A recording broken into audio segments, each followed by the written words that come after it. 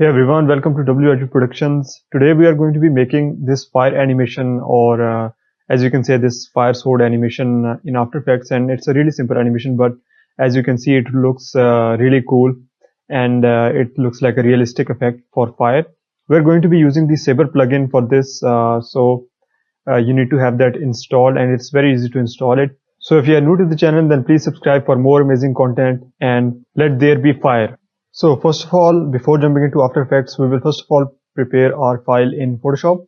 So for this, I just have simply an image of a sword, as you can see over here, and I've split it in two parts, the first part and the second part. So the way that you can split parts in Photoshop is that you need to select the layer of your image, and then you just go ahead and select this polygon lasso tool. So you can just draw an outline to whatever part you want to split. For this case, I'm just splitting this part, so I'm showing you over here. Right click and select layer through cut. So for this layer through cut, you will have these separate parts. So I don't need to do this right now because I already have this separated in this part. So what I'm going to do is I'm just going to go ahead and save this file as a Photoshop file. So I've added a color overlay over here on this. Once you splitted that part, then you can just go ahead and double click on this side, add any color overlay that you want, any color. It doesn't even matter because it's going to change, and then you can just go ahead and export this in After Effects. So I have jumped into After Effects, and this is a 1920 by 1080 pixel composition, and I've set the time limit to 5 seconds for this composition. And once you need to import your file, you just need to click import, select file, and then select your file. And once you have this file over here, you need to double click this, and these files will appear over here as they are, as they were in Photoshop. So you can see that we have these layers over here, which is our saber sword layer, or the edge layer, and then the grip layer. So what I'm going to do is first of all select this sword layer and select auto trace. Layer auto trace, apply to a new layer, that would be fine. So auto tracing this would give us this white colored mask or something.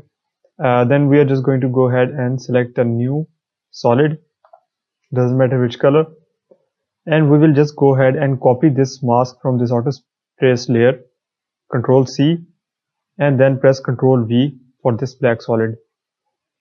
Now I'm just going to go ahead and arrange this on top of our saber layer by clicking this snapping, selecting our selection tool from V. I'm just going to go ahead and arrange this on top of this. Once this snaps, I think that it looks good. So I'm just going to go ahead and click this once again. And I'm just going to hide this saber layer. Now we have this black solid layer. You cannot see this, but once we will apply the saber, for some reason saber only applies to this black solid. So you cannot apply these directly to your layers. So you need to create a mask solid so that you can apply the saber. So I'm just going to go ahead and select saber from this effects and presets. Once I have this selected, I'm just going to drag and drop this on my layer, and I'm just going to go ahead and change a few settings over here. Composite settings and transparent, so that we can reveal this layer. And for this customize core, we will select layer masks. So once you select this layer masks option, then you will see that this saber will be applied to this layer, as you can see over here. So it's looking really nice. But we are going to change this preset to fire, and for this fire, then you will see that you can make a few changes over here. And if you want to change a few settings, then you can. If you want to increase the glow, let's suppose, then you will. If you want to increase the size of the core, then you can do this by changing this setting over here, and you can see that this will play out like this. For this example, I'm just going to go ahead with the original settings. So you can also increase this glow spread. You can also change the color of the fire to, let's suppose you want to make it much more red fire, then you can use this. So you can play with these and find different results. But for this, the fire looks good enough and it looks really realistic. So I'm just going to go stick with this. So in order to reveal our sword, we're going to shift this to 0 seconds. Then select this one, our saber layer, select effect, transition, and select linear wipe. So what this is going to do is I'm just going to change this to 180. And after we just toggle with this, then we can see that this is going to reveal our sword. So we're going to leave it at 100 for this and select this transition completion stopwatch.